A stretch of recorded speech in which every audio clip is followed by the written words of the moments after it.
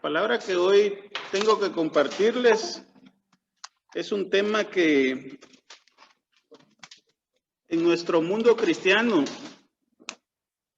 hemos creído que la fe por sí sola es suficiente para que nosotros podamos tener victoria y alcanzar de esa forma las bendiciones y las promesas que el Señor nos ha dado a cada uno de nosotros.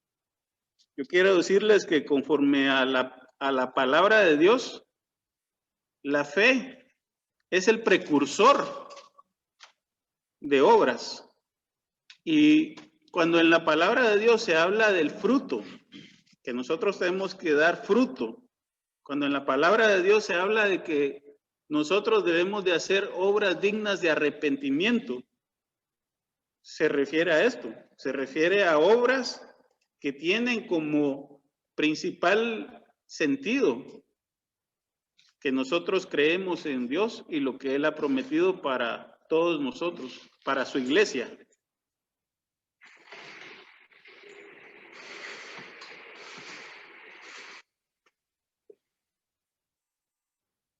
Estas son las citas bíblicas que vamos a compartir. Tenemos Salmos 23:4, Eclesiastés 3:13, Romanos 10:9, Santiago 2:14-18 al 10.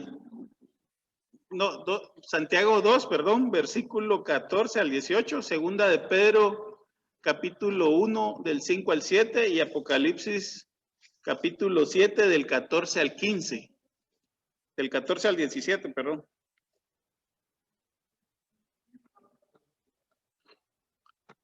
Sin más preámbulos, vamos a empezar. Yo lo primero que quiero hablarles es, no quiero hacer una redefinición, porque en la palabra de Dios habla de qué es la fe. En el Nuevo Testamento dice que es pues la fe, la convicción de lo que se espera, la certeza de lo que no se ve. Y eso es lo que nosotros hemos aprendido. Sin embargo, uno de las cosas que tenemos que señalar es el hecho de que muchas veces nosotros tenemos una actitud pasiva ante las circunstancias. Nosotros, si tenemos la convicción en que Dios nos habló, nos llamó, nos dio su promesa, sus palabras, nosotros deberíamos de caminar en esa fe que decimos que tenemos. Una analogía o una comparación, digamos, contra la vida real es el tema de las leyes. Como ustedes saben, las leyes existen, aunque nosotros no las conozcamos, aunque nosotros no sepamos. Y nosotros podríamos llegar con un juez y decir, pero es que yo no conocía de que no se podía, por ejemplo, ahora parquear en línea roja. Pero ¿usted qué cree? ¿El juez le va a hacer caso o lo va a exonerar solo por su desconocimiento? Muy probablemente le va a decir de que usted se descuidó, porque es responsabilidad suya conocer la ley de su país donde habita. Si yo voy a poner un negocio, una empresa, hay leyes que regulan cada uno de los negocios. Y si yo no cumplo esas leyes, estoy sujeto a penalización. En el sentido de la palabra de Dios, no es que vamos a ser castigados. Es básicamente que no vamos a obtener el beneficio que nosotros esperamos respecto a lo que se supone deberíamos de obtener. Entonces, con esa idea, vamos a empezar hablando de que la fe es tener confianza y seguridad en nuestro Señor, en el Padre. Y eso se traduce, pues obviamente, como una expresión de amor al Padre, porque nosotros estamos creyendo que lo que Él está diciendo lo va a sostener, nos va a respaldar. Amén. Entonces quiero mostrarles este pasaje que está en Salmos 23:4. Dice, aunque ande en valle de sombra de muerte, no temeré mal alguno, porque tú estarás conmigo, tu vara y tu cayado me infundirán aliento. Este es un pasaje muy conocido por todos. Ahora, yo lo que quiero preguntarte a ti es, ¿será que si yo me quedo sentado voy a andar en alguna oportunidad en algún valle de sombra de muerte. Y la otra pregunta sería, ¿qué necesidad tengo yo para andar en un valle de sombra de muerte? Yo no sé si me estoy explicando. Porque, por ejemplo, cuando Israel tuvo que ir a conquistar la tierra prometida, ellos pasaron por un valle de sombra de muerte, donde se tuvieron que enfrentar a gigantes. Y así mismo cada uno de nosotros en nuestra vida tenemos que enfrentarnos a gigantes, porque la única forma en la que no vamos a enfrentarnos a gigantes y no vamos a correr riesgos es que nos quedemos sentados donde estamos, sin hacer nada. ¿Será que ese es el propósito de Dios? Pregunto. Y aquí vemos que el salmista dice, tú estarás conmigo. Tú estarás conmigo. Esa es una expresión de confianza, de que nosotros sabemos que a pesar de que tengamos que caminar por situaciones difíciles para alcanzar las promesas de Dios, Dios va a estar con nosotros y nos va a estar respaldando. Quiero mostrarles otro pasaje. Eclesiastés 3:13 dice, y también es don de Dios que todo hombre coma y beba y goce del bien de toda su labor. Yo les quiero llamar la atención a esa última parte, de toda su labor, de toda su labor, de todo su trabajo, de todo su esfuerzo, no. Pero la iglesia, ¿qué es lo que está haciendo ahora? Está sentada esperando que del cielo caigan las bendiciones. Está sentada esperando que solo por dar una ofrenda, Dios se la va a multiplicar mágicamente. Y eso es lo que nos han enseñado, ¿verdad? Sin embargo, yo les quiero decir que ese no es el sentido ni el propósito de la palabra de Dios. Hay unos versículos adicionales que les quiero compartir que son más impactantes. No los puse aquí por falta de espacio, ¿verdad? Pero los vamos a leer. Éxodo 14, 15 y 16. Esto es cuando Moisés estaba guiando a Israel para atravesar el Mar Rojo. En el 15 dice, entonces Jehová dijo a Moisés, ¿por qué clamas a mí? Di a los hijos de Israel que marchen. Y en el 16 dice, y tú alza tu vara y extiende tu mano sobre el mar y divídelo y entren los hijos de Israel por medio del mar en seco. Si nosotros hubiéramos ido a la iglesia de ese tiempo, ¿qué hubiéramos estado haciendo, muchachos? Probablemente esperando que Dios abriera el mar. Y Dios mismo le dice a Moisés, ¿por qué clamas a mí? Este es momento de actuar. Y eso es lo que nos está diciendo ahora. El Señor nos dice, es momento de actuar.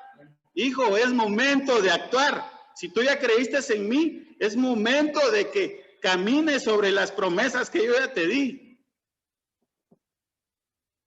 No estoy bravo. Solo es para ponerle emoción. Lucas 5, este es otro pasaje, miren esta situación. Lucas 5 dice, versículo 4, dice, cuando terminó de hablar, Simón dijo a Simón, boga mar adentro y echa vuestras redes para pescar. En el 5 dice, respondiendo Simón le dijo, maestro, toda la noche hemos trabajado y nada hemos pescado, mas en tu palabra echaré la red. Y en el 6 dice, y habiéndolo hecho, encerraron gran cantidad de peces y su red se rompía. Este pasaje se los quise poner para que se den cuenta de que tampoco nos podemos juzgar tan duramente, ¿verdad? Pues si el mismo apóstol Pedro,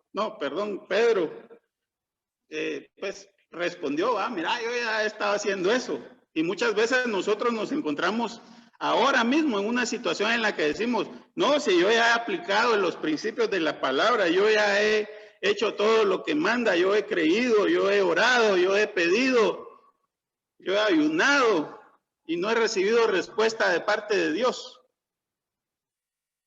Y el Señor ahora nos dice que tenemos que bogar mar adentro y echar de nuevo nuestras redes. Y en su nombre vamos a encontrar la provisión que necesitamos para nuestra necesidad y lo que tengamos. Eso es lo que nos está diciendo acá.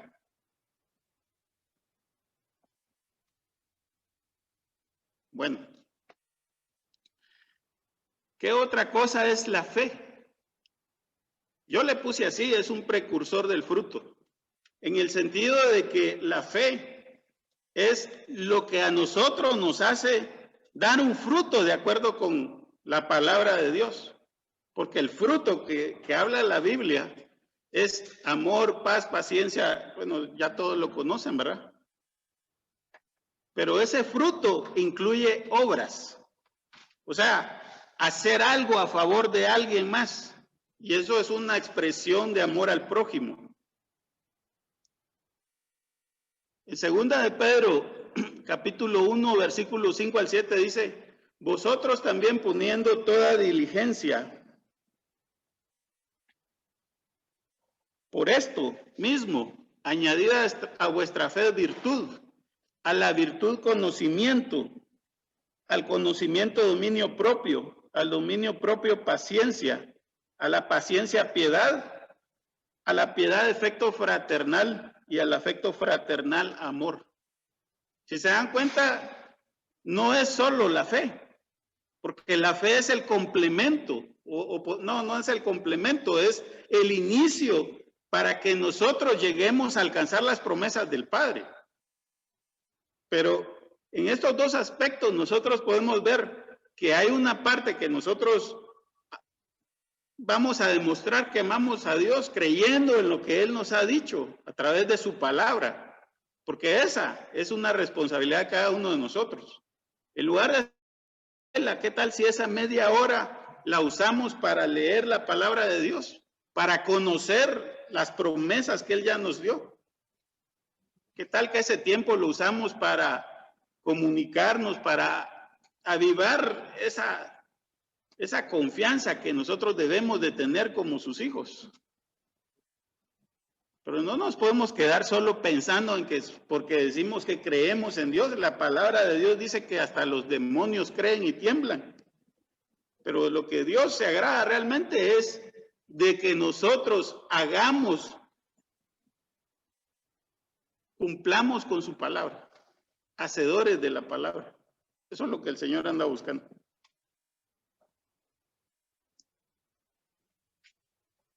Bueno, el siguiente tema que les quiero platicar es que en la palabra de Dios se habla de un proceso de fe. Y ese proceso de fe, pues como su nombre lo indica, es un proceso. Yo quiero leerles en Romanos 10:9.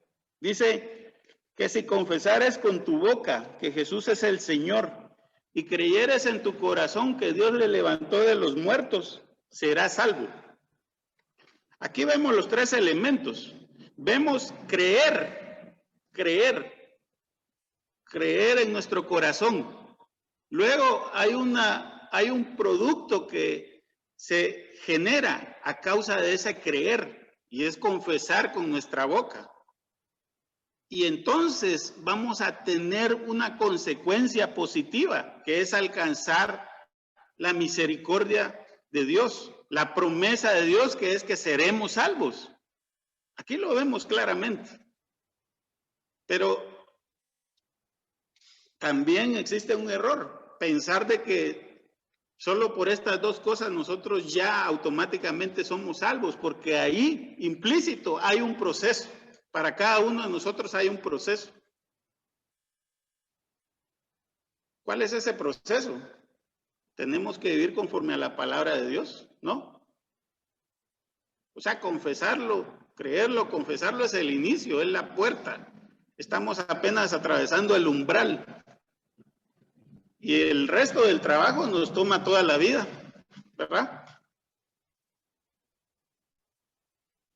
Apocalipsis 7, versículo 14 al 17. Dice, yo le dije, Señor, tú sabes. Y él me dijo, Estos son los que han salido de la gran tribulación y han lavado sus ropas y las han emblanquecido en la sangre del Cordero. Por eso están delante del trono de Dios y le sirven día y noche. Y el que está sentado sobre el trono extenderá sus tabernáculos sobre ellos. Ya no tendrán hambre ni sed, y el sol no caerá más sobre ellos, ni calor alguno. Porque el Cordero que está en medio del trono los pastoreará y los guiará a fuentes de agua de vida, y Dios enjugará toda lágrima de los ojos de ellos. Este pasaje podemos pensarlo como un complemento de Romanos 10:9, ¿verdad? Y vemos los mismos elementos. Porque si se dan cuenta, las personas que van a estar ahí o que vamos a estar ahí, hicieron todo un proceso, ¿verdad? Han salido de la gran tribulación, han lavado sus ropas y las han emblanquecido en el Cordero. Eso implica que nosotros hemos cambiado nuestra forma de vivir, que estamos viviendo de acuerdo con lo que Dios manda, con su voluntad. ¿Sí? Y por eso es que ellos están delante del trono de Dios y le sirven día y noche. ¿Y la consecuencia cuál va a ser? El que está sentado sobre el trono extenderá su tabernáculo sobre ellos. Y ya no tendrán hambre ni sed, y el sol no caerá más sobre ellos, ni calor alguno. Yo quiero decirles que es importante que nosotros entendamos que no es un tema de magia, ¿verdad? No es un tema de que por ayunar, pues ya van a pasar las cosas, ahí van a aparecer automáticamente las cosas, ¿verdad? Hay un proceso que debemos de cumplir, porque nosotros hemos sido llamados a conquistar. Nosotros como iglesia tenemos la responsabilidad de traer la gloria de Dios a la tierra. Pero ¿y cómo lo vamos a hacer? Sentados esperando.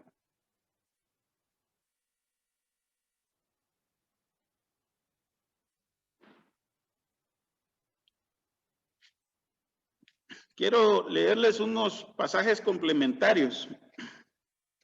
Tercera de Juan 1:2 dice: Amado, yo deseo que tú seas prosperado en todas las cosas y que tengas salud, así como prospera tu alma. Si nosotros creemos lo que este pasaje nos está diciendo, nosotros deberíamos de tener la convicción de que Dios espera que seamos prosperados, ¿verdad? En todos los aspectos de nuestra vida, tanto en la salud como financieramente, como, en lo material. Pero hay algo mucho más importante que esas cosas, porque esas cosas solo son pasajeras.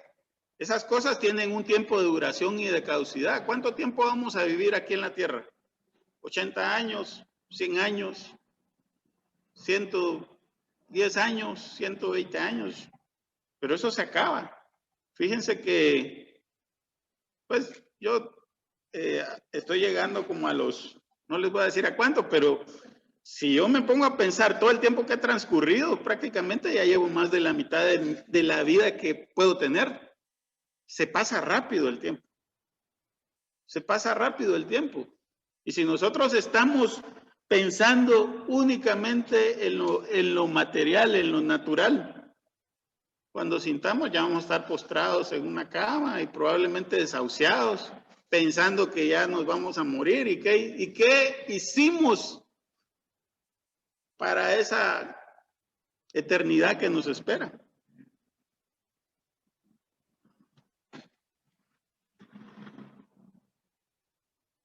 Mateo 6:33 dice: mas buscad primeramente el reino de Dios y su justicia, y todas estas cosas os serán añadidas.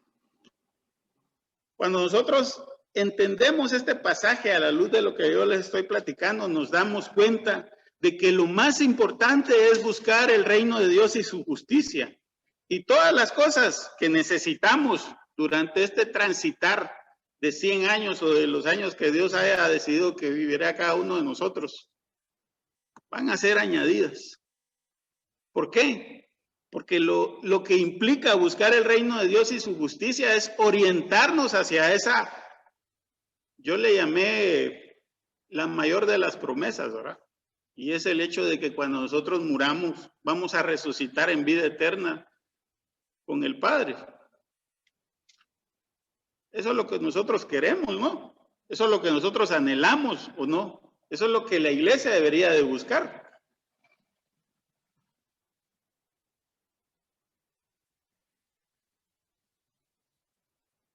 Y oigan este otro pasaje. Segunda de Corintios 9:8 dice, y poderoso es Dios para hacer que abunde en vosotros toda gracia, a fin de que teniendo siempre en todas las cosas todo lo suficiente, abundéis para toda buena obra. Mira, hermano, cuando Dios te levanta, cuando Dios te dé, recuérdate que no es para ti, es para que bendigas. Porque recibiste de gracia, hemos recibido de gracia, tenemos que dar de gracia. Pero, ¿qué es lo que está buscando la iglesia ahora? ¿Qué es lo que busca la iglesia ahora? Fama, fortuna. Ese no es nuestro llamado. Ese no es nuestro llamado. Nuestro llamado es ser de bendición, amar al prójimo y amar a Dios. Ese es nuestro llamado, ¿verdad? Quiero leerles otro pasaje que no está aquí entre estas diapositivas, porque pues estas diapositivas estaban pensadas para 10 minutos, pero pues gracias a Dios tenemos más tiempo, ¿no? Entonces, Mateo 25, versículo 24 dice, este es el pasaje de los talentos, ¿verdad? Dice, pero llegando también el que había recibido un talento, dice. Por cierto, yo ya hice el cálculo, no sé si ustedes ya hicieron el cálculo de cuánto es un talento, pero un talento son más de aproximadamente 150,000 quetzales, un talento. Ese es el valor, digamos, actual en función de la plata, porque el talento tenía un peso en plata. Entonces, si nosotros hacemos la conversión de cuánto cuesta la plata ahora por el peso, entonces más o menos anda en eso. Eso es poco dinero, puede ser, ¿verdad? Pero dinero como para no hacer nada. Y lo que quiere decir la palabra de Dios es que a nosotros nos ha dado lo suficiente y lo necesario para que nosotros hagamos lo que podemos hacer, lo que debemos hacer. Pero yo quiero leerles esto porque esto es más impactante, ¿verdad? El 24 dice, en Mateo 25, 24, pero llegando también el que había recibido un talento dijo, Señor, te conocía que eres hombre duro, que ciegas donde no sembraste y recoges donde no esparciste. Yo pensé, ¿a qué se deberá la queja de esta persona que solo porque le dio un talento? Y encima le dice que no, que él recoge donde no ha sembrado. Fíjese que esa es la queja de muchos de nosotros. No tengo nada, Señor, para quedarte.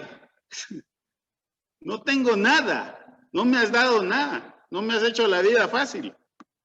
Esa es nuestra queja, ¿sí? 25 dice, por lo cual tuve miedo y fui y escondí tu talento en la tierra. Aquí tienes lo que es tuyo. Respondiendo el Señor le dijo, siervo malo y negligente, sabías que ciego donde no sembré y que recojo donde no esparcí. 27, por tanto, debías haber dado mi dinero a los banqueros y al venir yo hubiera recibido lo que es mío con los intereses. 28, quitarle pues el talento y darlo al que tiene 10 talentos, porque al que tiene le será dado y tendrá más, y al que no tiene aún lo que tiene le será quitado. Y el siervo inútil echarle en las tinieblas de fuera, ahí será el lloro y el crujir de dientes. Es importante que entendamos que Dios nos ha dado lo necesario. Si nosotros en algún momento pensamos, yo espero que no sea esa la situación, porque yo también antes me quejaba, ¿verdad? Pensamos que Dios no ha hecho algo por nosotros. Revisemos nuestra vida. Y más que estar pensando en eso, pensemos ¿De qué forma contribuimos al reino? ¿De qué forma cumplimos el propósito que Dios tiene para nuestras vidas? Porque yo les aseguro que una palabra de ustedes a alguien, una oración por alguien, tiene poder y es mucho, por lo menos eso, ¿verdad? Y si puede hacer más, pues Dios ya le dirá. Aquí vemos otro pasaje donde nos habla que las obras tienen que, o sea, la fe tiene que dar como producto unas obras y que no puede haber una fe sin obras, pues, y unas obras sin tener la fe. Esto no, pues, no quiero decirlo en tono de señalamiento, sino simplemente para que entendamos lo que está escrito en la Biblia. Santiago 2:14 dice, hermanos míos, ¿de qué aprovechará si alguno dice que tiene fe y no tiene obras? ¿Podrá la fe salvarle? Y aquí está más claro. ¿Será que solo por la fe nos vamos a salvar?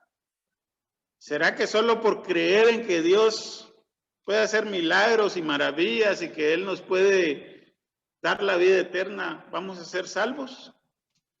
Es una pregunta para nosotros, ¿verdad? Santiago 2:15 dice, y si tu hermano o una hermana están desnudos y tienen necesidad del mantenimiento de cada día, y alguno de vosotros dice, id en paz, calentaos y saciaos, pero no les dais las cosas que son necesarias para el cuerpo, ¿de qué aprovecho? Tal vez nosotros nos calmamos la conciencia, ¿verdad?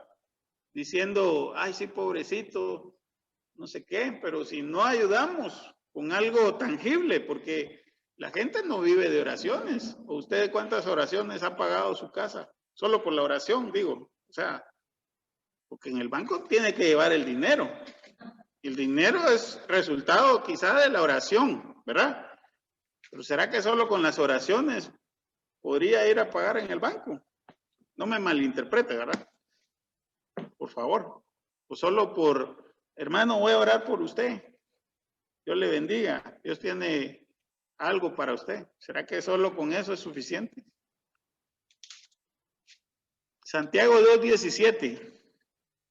Así también la fe, si no tiene obras, es muerta en sí misma. Se los vuelvo a leer. Así también la fe, si no tiene obras, es muerta en sí misma.